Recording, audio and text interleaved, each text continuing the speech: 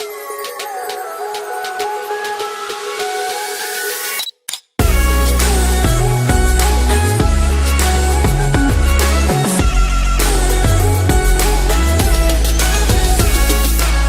guys, welcome back to Brown Boys Theory. We are on episode 8, so 2 more episodes until the season's over. So Uncle, what you feeling right now? I'm excited, and more than anything, we have another guest today. Exactly, yeah, bro, we're just like going on the guest train. Yeah, Yeah. so without any further ado, let's bring our second guest in, and I'm just going to introduce her real quick. Her name is Larissa. She's a friend of mine from high school, and she's currently a senior at Loma. And let's bring her on. Alright, let's do it.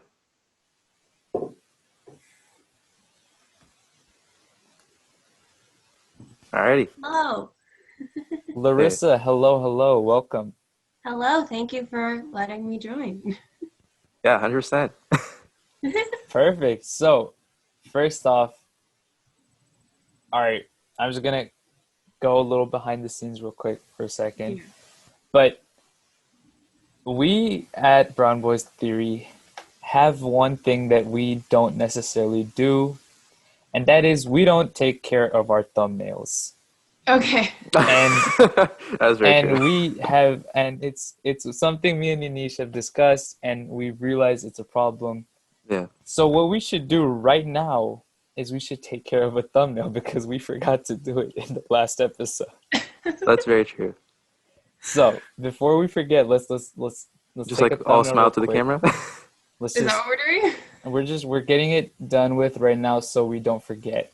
Alright, let's just like all smile to the camera. Let's just do that. I'll smile on the camera. Alright. Alright, we're good. Perfect. So we Perfect. have a thumbnail now. Yeah. Yeah. And Right. yeah, go ahead, Anish. Yeah, so Larissa, you want to give like an intro about yourself? Like, who you are, what you do? Okay. Hi. My name's Larissa. Right now, I'm currently a senior in high school, and that's how I met Shawarma. We had drama class together, and we had Spanish class together. But that's how we met. And Did we? yeah, we had IB theater together, bro. I thought we had health together. We also had health together, but we had Oh. IB theater together. Oh yeah, I didn't pay attention to that class. I was too busy goofing on. But I'm a big theater nerd. I do a lot of theater and all things acting, performing, all that kind of stuff. So, yeah. Nice. Perfect. So do you have anything beforehand that you want to talk about, or do you want to just get right into it? How'd your guys' finals go? Did you guys just have finals, or like Yeah. how was Yeah. it? Yeah, for us it was just last week. Mine was pretty Yeah. tough, but yeah, what about you, Sankalp? It was a lot of writing, but it's done with. How was yours? This is your last finals in high school. How was that experience? They were okay. I had government, and I had a not so great teacher, so that one was kind of rough, but everything else went pretty well. Yeah, and speaking about high school, like how's that going so far, especially in the virtual environment? It really sucks because especially I'm lucky that I was always involved in like school activities from like freshman year. Like I always went to the dances and all that stuff, but a lot of my friends were like, oh, I'm gonna wait until my senior year to go to prom and go to homecoming and all that stuff, and do SAR and that kind of thing.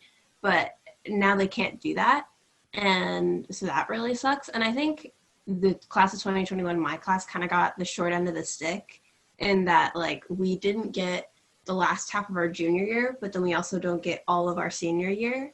So we don't even get like some of the cool stuff that happens junior year. We don't get any of it. And so it really sucks. And this online thing is just horrible because a lot of the teachers don't totally know what to do. And a lot of them are just, we're all learning together, but it's definitely not, people are not retaining information, I guess. It's kind of just like they're doing tasks, but they aren't really like learning anything, if that makes sense. Yeah. And also like for especially like in your classes, like for you, for example, like do you turn on your camera or do you like leave it off? Like what do you do, like especially like in meetings? For one teacher, I turn on my camera, and that's just because I really like her, and she's really nice. So, and she likes when we turn on our camera, so I'll turn on mine. But most of the time, I just keep it off because nobody else has their on, and I would be awkward just to be the only one with it on. Yeah. Yeah, because like for me, especially like when it comes to turning on the camera, like I feel like people can just stare at you, you know, and like I don't like the feeling of just people like staring at me. So that's why like most of the time I don't like to have my camera on. But like yeah, just as you're saying, like for classes that I like, I leave it on. So yeah. Yeah. Um, yeah, I think that's a common thing is people don't like because it's like in actual school there's like rows, right? And so you're all looking at one thing, but here it's very like Yeah. everything is on one screen, so you can just kind of see everybody. So especially with like the pinning thing, like if you guys have seen on TikTok, like Yeah. there's things like pinning people, and I'm like that's a little It's a little weird. Yeah. yeah. But yeah, no, I definitely agree with that. And also for senior year, I mean, everyone in our class, class of 2020, we were all really sad. But now we feel for you guys because you guys, like Yeah. you said, you guys got it worse than we did. And honestly, I wish. Actually, wait, that's another point of discussion. With the vaccine that just came out, what do you think that by summer you guys are maybe gonna have like an event or something? I don't know, honestly. I think that just because everything's been so slow at this point, I just hope we can have a graduation. Mhm. At this point, I hope we can actually have a ceremony. But maybe the student government will like pull something together and then we'll have like an after school like dance or something. I don't know. But I think it really just depends kind of how things pan out with like how the numbers are because things were starting to get better a little bit and then after Thanksgiving it got completely worse. Like now we're in the stay-at-home order and stuff, so you know. Yeah, Yeah. because yeah, I remember like especially like once we got into pretty much like the lockdown back in March. I remember like our school was saying like, hey, like it's gonna be postponed for a few weeks, and then we'll get back into it, and then a few months, and then it's like, oh, we might have graduation, but we don't really know. And then at least luckily like we put together like a drive-through graduation, so we were able to like kind of just like drive around through the campus, and at least our principal was able to give us our diploma kind of, but it was at least something. So at least I'm grateful that we had that at least. Yeah, you guys had the like drive-by graduation, Yeah, right? yeah. Yeah. But you guys just had like online for SunClub, right? Yours was just like online, or? We had a small drive-through Oh, okay. graduation. Yeah, It was honestly it was nice just to have something yeah, at that point. But I honestly I feel bad for you guys for the yeah, class of definitely. 2021. Yeah, I remember last year I would be like so sad. I'm like, oh my God, because I'm a like Shwarma, I'm a very extroverted person. I Yeah. love talking to people. I'm friends with everybody, and so not being able to see people is really bad just for my psyche. I just get so like sad, Mhm. and my mom was like, "Well, I'm just be grateful you're not a senior right now." And I was like, "Oh yeah, like next year I'll be able." And then Yeah, and here we are. But yeah, okay, all right. Let's go a little bit into Miraloma as a school. Okay. Miraloma, how are you liking Miraloma? How's your experience at Miraloma then? Okay, well, see, I'm not a very good person to ask because I moved here the last half of eighth grade for me, and where I came from was a very homophobic, very racist place, and it was just not good. It was full of like white podunk people, and it was just not a good place to be. I lived there in 2016 during the Trump and Clinton election, and it was just because I wasn't racist or homophobic, I was a target of a lot of like bullying and a lot of that thing. So moving here and being able to go to a school that's so diverse and so accepting of everybody was very refreshing. And that is one thing, like no matter what you say about Miraloma, I will say that Miraloma is very accepting and that we are super diverse, both not only in races, but also in religion and gender expression, and that you can come and you can identify as however you want and people will respect it. And I think that it's just like very awesome. That's a yeah, good thing. Yeah, I yeah. could agree with that. Yeah, 100%. Because I mean, even for like, for example, like even me and like SANKALP'S, for instance, our parents were immigrants. Like coming here, there's like so much more diversity, and like it's a completely different culture since we're more accepting. Because especially back in India, like a lot of people are like, once you graduate, you have to go into this thing, or if you're a girl in India, like you have to become like a housewife or something like in that nature. So coming to here, like it really gives more, experiences and more diversity to other people. Yeah, it's awesome because if I had stayed where I used to live, the high school I would have went to is like 90% white, and I'm like, ugh. But I'm just happy that Miraloma is super diverse and accepting. And like we have, we have like the Asian Art Fair, and we celebrate Dia de los Muertos, and it's awesome that they celebrate other cultures and other things, and it gives people a chance to experience other things. Because some people, when you grow up, you kind of tend to be sheltered, and you just see what your parents teach you, and you see what's on the TV and all that kind of stuff. But when you grow up and you go to a super diverse school, then you can like learn all these different things, which I think is really cool. Yeah. And also, I think, 100%. and I think one thing we forgot to mention is that you're our first female guest as well, since Oh, it's just mainly really? been guys. You're Yeah, you're a second guest and our first female guest, yeah. exactly. Oh, Yeah, fun. yeah. But yeah, so um, I don't know what else to say with that.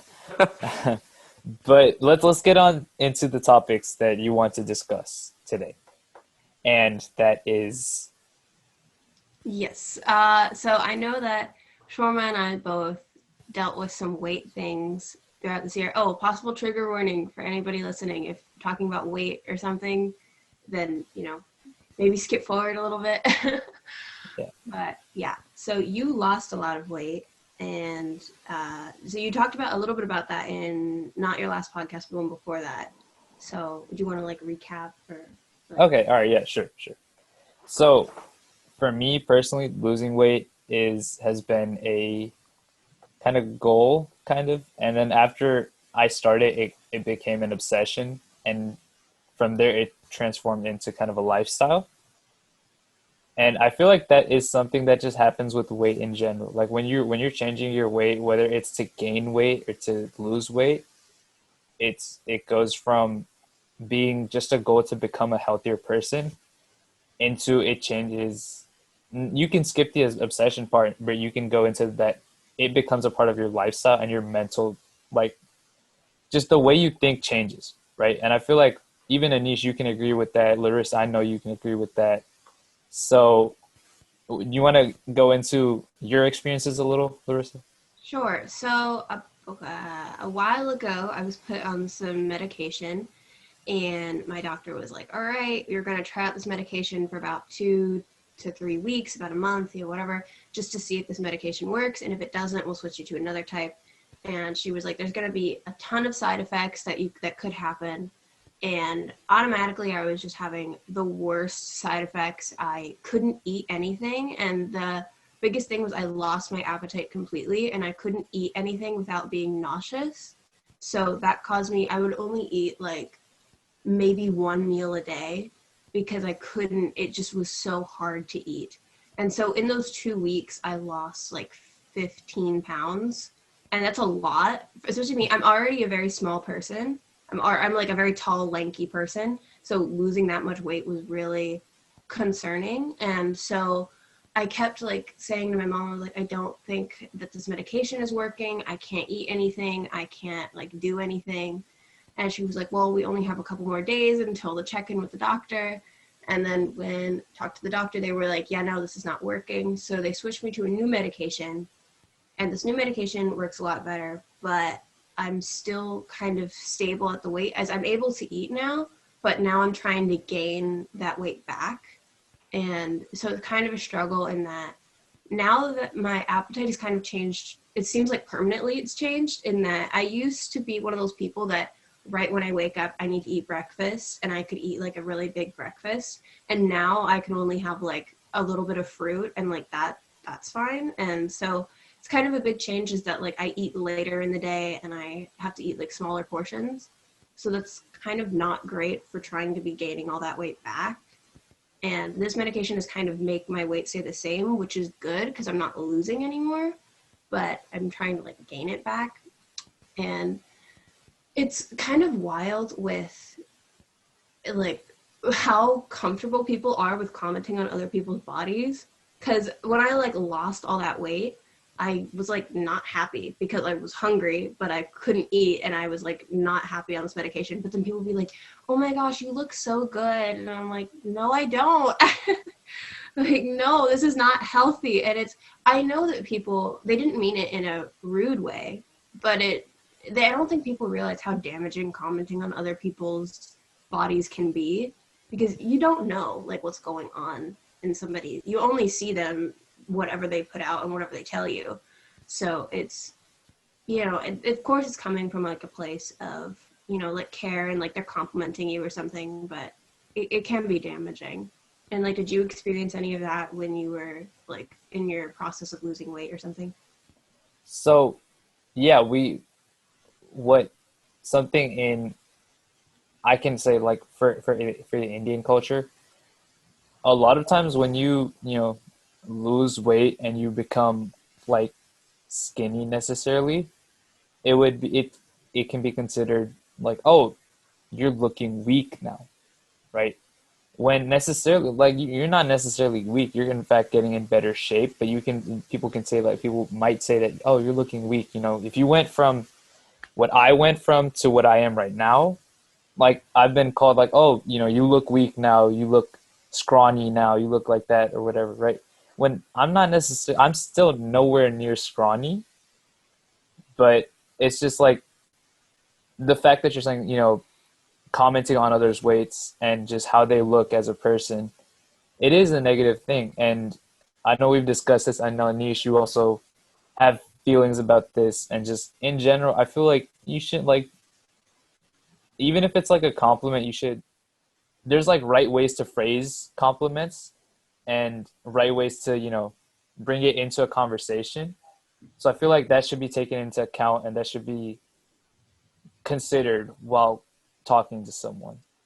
Yeah, and that does kind of show like a divide between like male presenting people and female presenting people, Mm-hmm. because with me it was like, oh, you're looking so good, you're getting like thin and whatever, and you're getting skinnier, whatever. For you it was like, oh, you're being weak, you're not a man anymore. And that kind of shows a divide, and it's really horrible that we're kind of, and like body types seem to like go in and out of style, which is so damaging.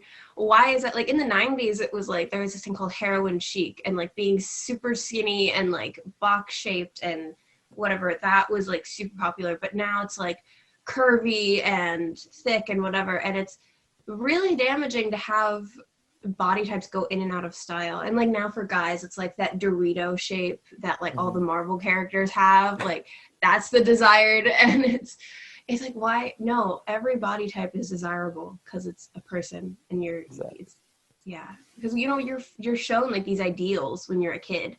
And like that's kind of the thing, is I'm privileged in the fact that I'm a white girl, and so I saw a lot of representation for white girls growing up. But for you guys, I'm like, did you guys have a lot of representation growing up in shows that you watched and that kind of thing, movies and stuff? So, Anish, you wanna start this one? I mean, like representation wise, I mean, I guess like there's obviously like, Indian movies and stuff of like everyone having like perfect abs and stuff. But I would say, like, especially like growing up like in an Indian household, right? Especially like for Sankalp and I feel like, it's a taboo to, get skinny or like to, obviously get in shape. Because especially back in the day, like if you put on a lot of weight, that means, like you're wealthy, and like technically in a sense, like that's their version of saying like they're healthy, because that means you have a lot of money, that means you're financially stable and you can like eat all that stuff. So that's why they say, the more fat you are, the more happy and the wealthier you are. But in reality, that's not the case, because mentally it affects us, and we can't really do a lot of stuff that a lot of other people do when they're, physically in shape. So, again, as Sankalp was saying, like, being called weak and stuff, it's because like it's kind of like a new normal, because we come into this place where, we have like different views and different perspectives of different cultures. So we can see what, other people are doing right that, maybe in our community that we're not doing right as well. So, we can definitely take those different aspects from different things. And also, just like Eastern media is like when you said, like in Indian and Bollywood movies, it's like, oh, perfect body types or whatever. But then in like Western media, from what I saw growing up, first off, I haven't seen too much Indian representation at all. And just from there, moving on, it's the nerdy body type, quote unquote nerdy, right? Like that's all we're necessarily represented as. Like, I don't know if you guys have watched The Big Bang Theory. Yeah. Yes, Raj. Yeah, Yeah. exactly. So like he's the nerdy body type. Or if you look even into the movie they made about Diary of a Wimpy Kid with Chirag Gupta was the character, Yeah. and he was a nerd. And also, I would say Phineas and Ferb, right, for Baljeet, if you guys have Baljeet, watched it. exactly, Yeah, Baljeet, yeah, nerdy And body type. the guy from Diary of a Wimpy Kid, he was in Jesse, and Yeah, he played Ravi, who had. And so one thing that really didn't make sense in that show is that his name is Ravi. He came from India, but he was adopted when he was like 6 or 7 or something. But then he lived in New York for like 5 years, but he still had his accent. so the accent thing is all right. I'm gonna be very honest Suckle. with you. We're gonna bring you into some classified information real quick. Oh boy. Um, but no, the accent thing. I still have an accent. SANKALP has an amazing accent, I gotta say. I don't use it when I'm with like code switching, right? When I'm with a certain group of people, I'll speak in this accent. Like when I'm talking to you right now, I'm speaking with my English American accent versus when I'm speaking to, someone who's Indian or is like who I speak Hindi with, I'll talk like this and it gets very just informal and it becomes a more just normal, easy way to speak, stuff like that. But then when I talk like this, it feels like I'm forcing, and it kind of just turns into a point where you're speaking how you are when you're comfortable with someone. Your accent changes up, right? Like if I'm talking with my brother or my parents, I'll speak to them with my Indian accent, or I just won't speak in English at all. I'll speak in the other language. I speak Hindi. But then accent wise, like we do have accents. Yeah. But because I wanted to ask you something, like, do you find it hard, like, especially like switching between accents, or do you like find it like a nuisance, or is it something that you just like enjoy going from one accent to another? It's something I don't notice anymore. You just don't notice, yeah. I just don't. I do it unconsciously. Yeah, because like, bro, anytime like we're like at a like an Indian party or something like that, and then as soon as like there's like a like an adult or like an auntie and uncle shows up, you just immediately go into the accent. I just find it super funny. Yeah, it's kind of just something that becomes a part of you, and it just happens. And like, I forgot what I was gonna say, but yeah, like going back to like Larissa, you see me at school. You know I'm not the nerdy or the classic, the Indian stereotype, right? Yeah. I'm definitely the opposite of that.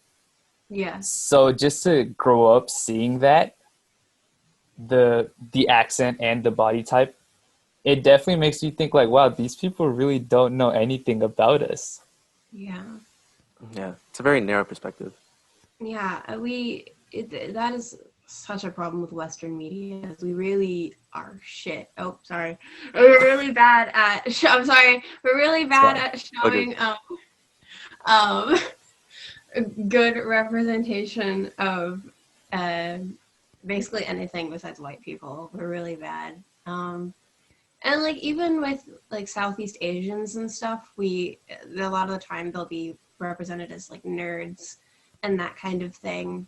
And we don't even get like representation in interracial couples. And I think that's so important because not only for like mixed children who they aren't able to see, like growing up, they aren't able to see two people that kind of represent them or see a child who is mixed. And I've seen something that really annoys me is I'll see a lot of the times in shows where an actress will be mixed or an actor will be mixed, and then the people playing their parents are both of color. Like, there's a show called Degrassi.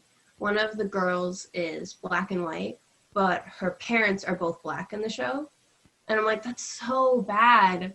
That's so bad. Like, give that mixed representation, and you could make really good storylines about that. And it's just such a wasted opportunity in so many. Yeah, because definitely like I was gonna say like something on this topic because I do watch like a lot of other podcasts talking about things like this, and one thing I noticed, one person on a different podcast was saying, especially with like a lot of movies nowadays, right? They try to bring in like different like races to play like different characters. Like for example, like for a superhero, like now they're trying to like bring in like you know, like for example, like a black person or an Indian person to play like a white person's character. Like for example, like someone who was like created by Stan Lee, like originally white, but now they're bringing in like different like cultured people. And the person was saying like I feel like they should make more like heroes that relate more to their culture and more to their background. Like for example, I think like in Marvel there's a character called Miss Marvel, which is like a Pakistani woman. So I feel like they should like start to create more of those characters that actually come from those cultures instead of like putting like people that are like either black or brown or whatever it is into like a white person's, hero or something like that. Yeah, and like that's another thing is it's really weird to see how people react to stuff like that. Like, nobody had a problem when a person of color was playing Gamora because Gamora Hmm. was green. But I cannot remember exactly what, but they casted a person of color to play like an orange Mhm. character, and everybody's getting so upset. And I'm like, they're orange. What does that have to do with anything? And then when they did Little Mermaid live, their Little Mermaid was a person of color, and people were like, Ariel's supposed to be white. And I'm like, are you serious? Like, really? It's a mermaid. It's not. Yeah. Also, kind of to go up to that, you're like I know you love theater, right? And one thing that I really enjoy about theater is that it's, at least from what I've seen, it's pretty diverse. So, do you feel like it's easier to cast a person of color into a traditionally white role, or like as portrayed in media, white role for theater as it is in movies? Do you think it's I easier? think so. I'm directing a show right now, and when I was doing the casting, I did it completely gender blind and race blind, which means that I just listened to them and watched them and said, okay, they could fit as X character. And so in the show, we have people that are playing siblings that are different races from each other, but I don't care because they play the role well, and that's the most important part. And they create, like, I'm not casting them based off of their race. And there are times in shows where when you get a script, it'll say like this character played by a person of color, and then like in parentheses it'll like say like or there'll be a character like if you're doing a show where there's obviously characters that are supposed to be people of color, then you should try your best to represent them. And that can be a problem in theater, and that's just kind of based on the community that you're in.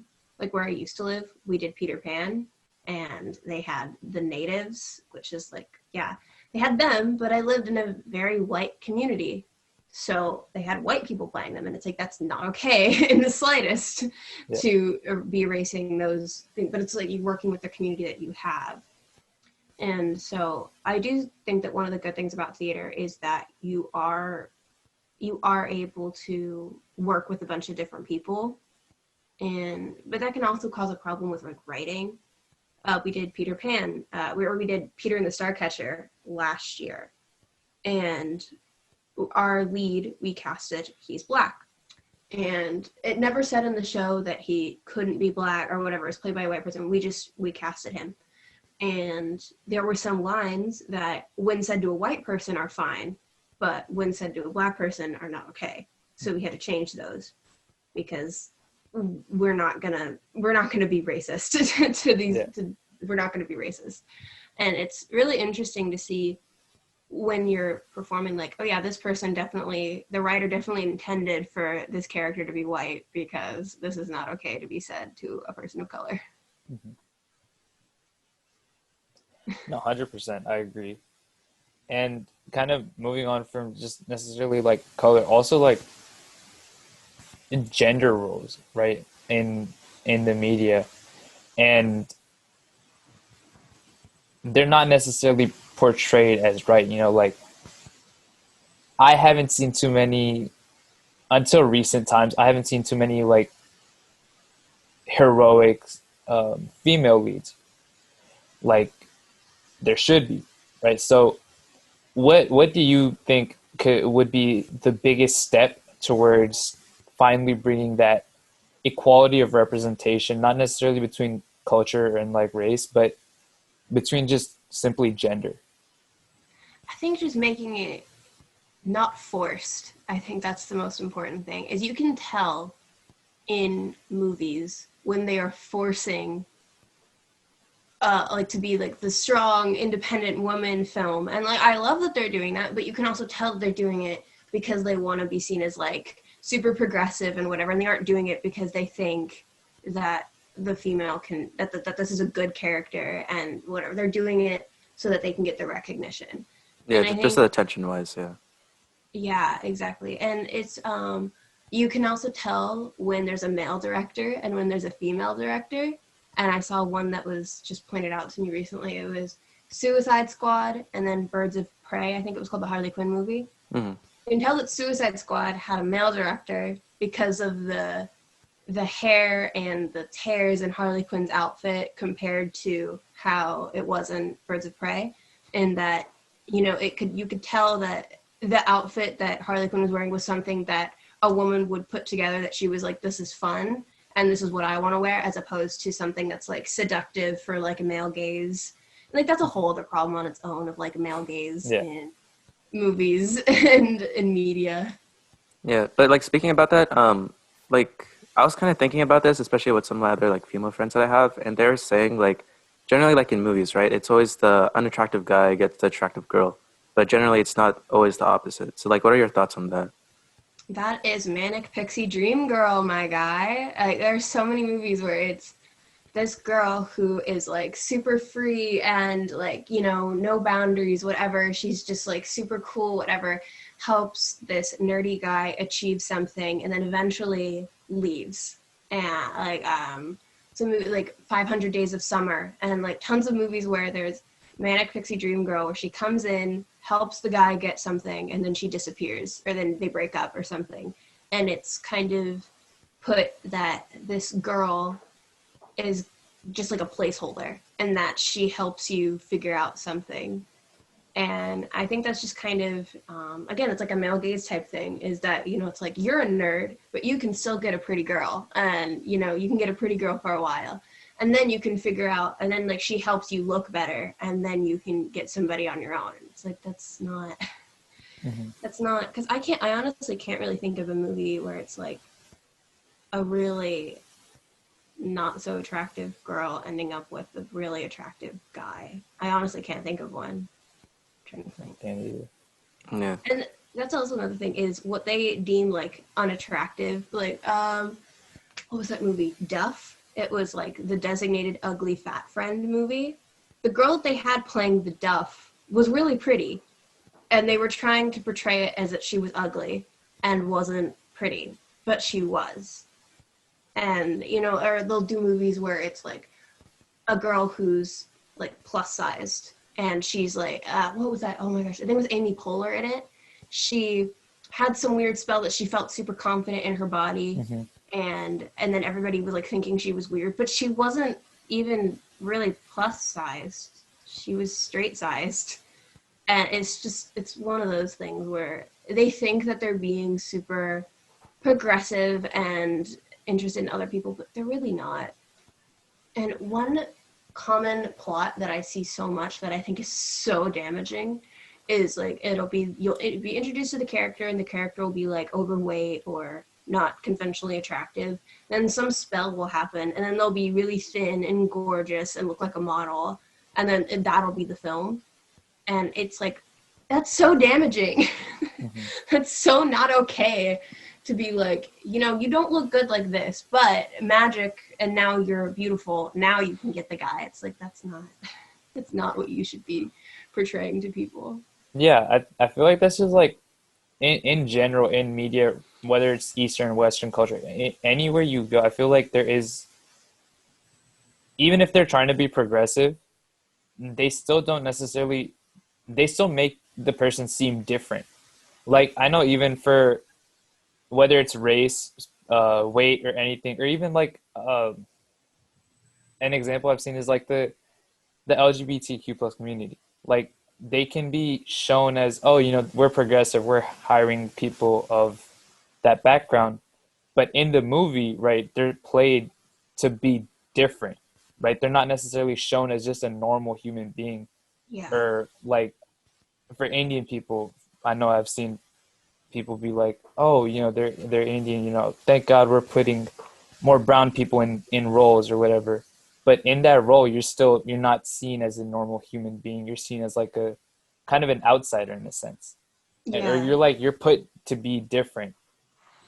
The entire role is created to make you seem different. I feel like that's just something that can't what do you think would be the best way to change that?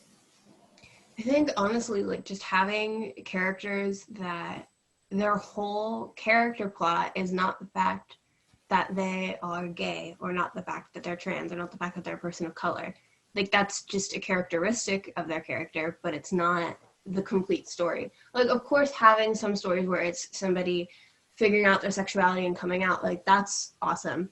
But not every single time that there's a character that likes that's not straight should that be their entire character point. And I think a good plot of this was The Politician, is they had a trans actor in it, but they didn't make his character that he was trans. They were just like, here's the character, he's really smart, really interesting, whatever. And it was just, I think that was an awesome representation in that he was trans, but that wasn't brought up, that wasn't a main character point, and that was just him. And I think that's how it should be. I also think an important thing is having people with disabilities, like, if there's a character in a wheelchair, I think it should be played by actors who are in wheelchairs, or, I think that's super important. Of course, because there's there's CGI, and if like a character needs to walk for a few scenes, you can use CGI. But if you're making a character that you need to use a person that's not disabled to play the character, maybe you should rewrite the character if something that your character with a disability, a disabled person, can't do. That's like, I don't know if that made any sense, but Yeah, and I also feel like it depends on the director as well, like their kind of views on it as well. Like if it's a male director, then you can kind of see like that male dominancy, like compared to whether it's like a female director and like her views on it. And it's like something that like I love to have conversations like this because like I'm also into filmmaking. I'm also kind of like wanting to maybe even go into directing too. So I love having conversations about this type of stuff.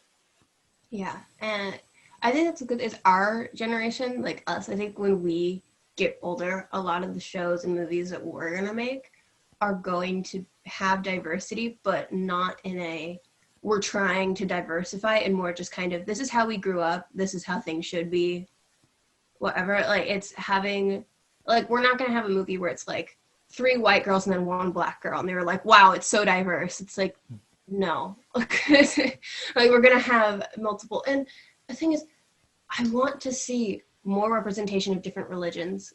How many times have you seen a Muslim character that, like, it's so rare that you see those.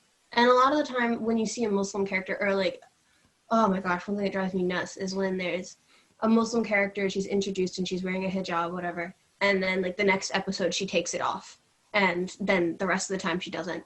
Of course, like that's great sometimes, but it's very common that it's the character with the hijab will wear it for a little bit and then we'll take it off. And I think one good way that was shown is there was Degrassi again, is they had 2 characters with a hijab, and one of them took off her hijab and she felt more confident with it off, and then another, she took hers off to see what it was like and then realized she didn't like it and put it back on. And I think that was good, as it showed the difference in that some people feel better with it off and some people feel better with it on. And I think we need more representation in people too, finding, thinking about religion and like coming to terms with it on their own, I think is something we need more views of, because we don't really get that.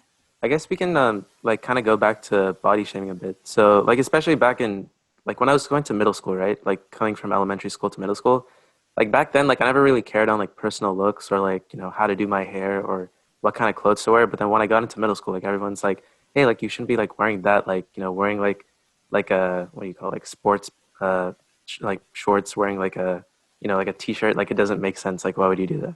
So I feel like getting into that kind of set was just super strange. So like I was wondering if you guys kind of went through that as well. Yeah, of course. Middle school's horrible. I don't think I've met anybody who actually enjoyed middle school. Yeah. Middle school is just that they decided to put all the awkward phases into one building so they can all be awkward and rude together and then get better. But Mhm. have you guys ever had somebody like point out something that you weren't insecure about until they pointed it out? Yeah. I mean, definitely like my hairstyle because I never really cared about like doing my hair or anything. Like I just left it as is. Yeah. Yeah. You know, it like people would be like, "Oh, okay, you know, you have a really big forehead," and I was like, "Do I?" And I was like, "That was never like I was like of all the things I was self-conscious of, that was not something I was self-conscious of." And then it would be like, "Am I? Like, is it? I don't know." You get into that, or like, kids are so mean. They're so mean, especially just like for no reason. Like it seems they're just mean for no reason. Like like in middle school, like I would just like be talking to somebody, and then they'd just be like, "You have a big nose." And I'm like, what does that have to do with the conversation that we're talking about? It doesn't have anything to do with the conversation, but they just felt the need to say it. And it's just, I don't know, I guess. And like, even like little kids too, with little kids, it's more like they don't know, they don't have a filter. But when it's like, when you're in middle school, like, kids will just say stuff I don't think I don't know what they're thinking. Like, Anish, like, what do you think goes through their head when they're like saying this stuff and they're like commenting on it? Like, do you think that they're helping? Do they think that they're being funny? Like, what do you think? Yeah, I feel like in middle school, people just like want to stand out in their own way. They want to show like, oh, like I'm more important than this person, and like I have to have like the biggest friend group, or I have to be in this specific group in order to be like the best. If like, for example, if you want to be like in a popular like guy group, you want to be more attractive towards like girls and stuff. So in that kind of sense, yeah. What about you, Sunkel? What about your middle Yeah, school? I feel like I could that could be true. I've seen that happen. I've honestly I the change from my elementary school to middle school there were like two worlds that were different. Like Larissa, you said you came from like a hardcore school to a diverse school, right? Mine wasn't necessarily that. It was more of a school that cares about sports and cares about my elementary school. We were very diverse. We were all friends. We cared about sports. We cared about education and all of that. But like sports were highly prioritized there. And then I come to church show, which is education, education. That's it. And I went from going to like summer after the day after summer, the first day of school. We in elementary school we talk about like, oh, I played basketball all throughout summer. I played this sport all throughout summer. I won MVP at my trophy or whatever. To first day of church show, I'm just sitting in class and everyone's talking about the camps they were at for like school and like study, or like they were doing some college classes at Sac State, and all that stuff just gets your head. You're like, wow, I really don't belong here. And so that took a big toll on me from, I think, seventh grade all the way to maybe even 10th grade. It's just being able to find the group that I'm most comfortable with, that I can relate to the most. It doesn't, it's kind of weird, right? Like, literally, I was friends with a lot of non-IB students, right? I actually, in sophomore year, I hung out mainly with the non-IB crowd. And that led to people in IB saying, "Oh, he's just not one of us." And I feel like that's something when you stand out even a little bit, people just assume that okay, you're done with them. Yeah. That's I hate the divide, and we always think that we're getting better with like being inclusive and whatever, but we're really not. And like I was just thinking about this the other day, is that so when we were younger, like if you liked Justin Bieber, then like you were like weird, and like people would like hide the fact that they liked Justin Bieber, and then it turned into One Direction, where like you couldn't say you liked One Direction because of like you couldn't say you liked it, and it's like the I'm not like other girls, or the like tomboy versus girly girl thing. And it's like, why can't we just let people like what they like and we don't care? Why does anybody care about something that doesn't involve them? Like, Yeah. it's not your business.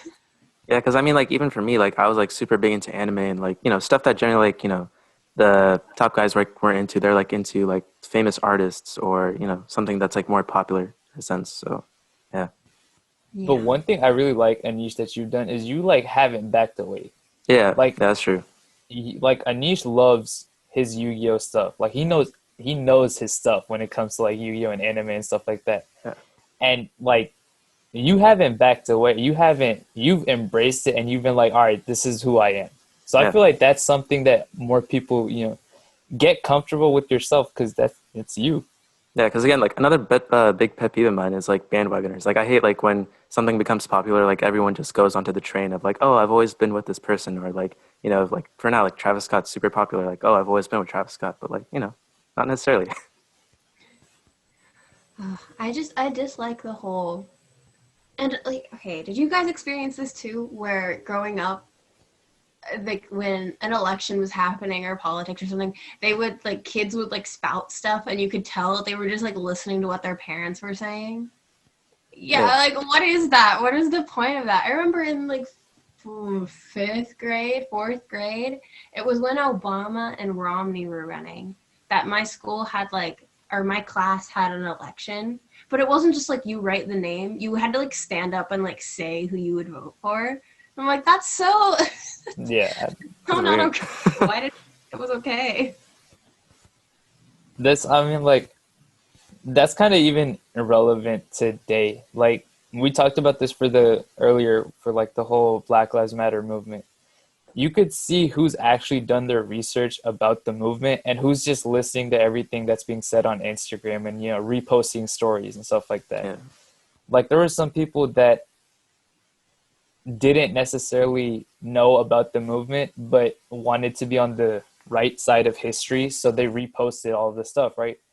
And then one of those same people came to me asking me for help because they were in an argument with someone and they didn't know how to respond.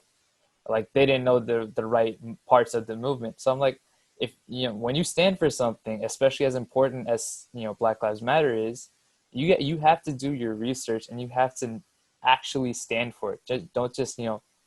You can't just do it just because it's popular. Like you actually have to. exactly. Yeah, Exactly. And it's, you can like tell when people are just like they haven't researched anything on their own and they're just spouting like what their parents say or what their friends say or just like try to be cool or whatever.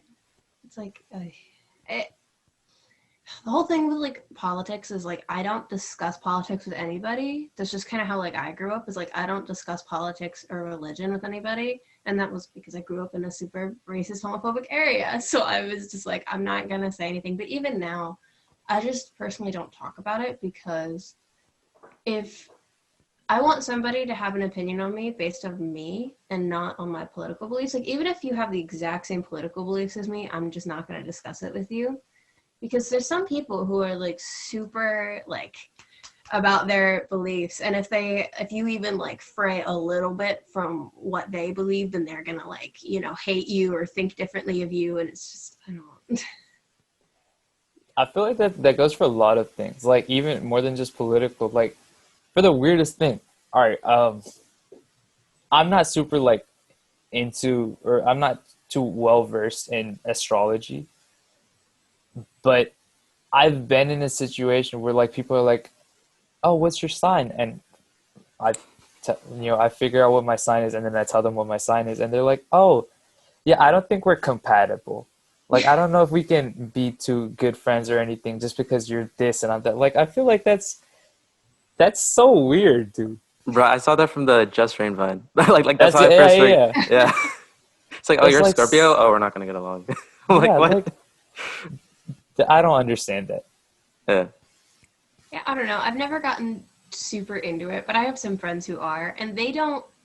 I don't know. I don't think I have any friends who are like, we're not compatible, so I'm not going to date you. It's like people will like, they'll start dating somebody and then they'll compare and be like, oh, okay, well, this is good because they are like this. Or they don't really look at it in like a, we're not compatible sort of way. They kind of look at the sign and be like, oh, yeah, this person is more reserved, which is similar to their sign and that kind of thing. I don't know. I don't know anybody, I don't think, who's like, oh my god, you're a Scorpio, we can't like we sorry, I don't talk to Scorpios. I don't think I've No, ever. yeah, there's people like that like it's like dating is a whole nother topic. Like I'm not even talking about that. I'm talking about just like straight up. They'll be like, "Oh, yeah, we can't be friends just because you're this, this, and this." And I mean, I understand, astrology is really interesting and to have like signs and stuff like that. But I feel like if you base a judgment of someone without even getting to know them off of something as in simple the in the as, stars. yeah, Yeah, as if that's like, come on now, you can't. written in the stars, my guy. I don't know. I like again, I've never met somebody who's like, we can't be friends because you're this. So if I meet somebody like that, then I'll let you know. But I don't know. It's like I'll have people like be like, oh, what's your sign? And then I'll tell them, and they'll be like, oh, really? That's not like I'm a Virgo, and apparently Virgos are very like shy and not talkative and very reserved, whatever. But I'm not, and so people are like, oh, well, it's because your rising is this. You're super extroverted. I'm like, I don't know. That's just the time I was born. I don't know. Like it's interesting to hear about it. Like they'll be like, It is oh yeah, well interesting. Virgos are this and that. And I'm like, okay, I guess.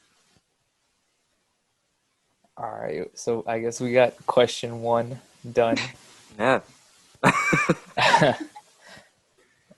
All right.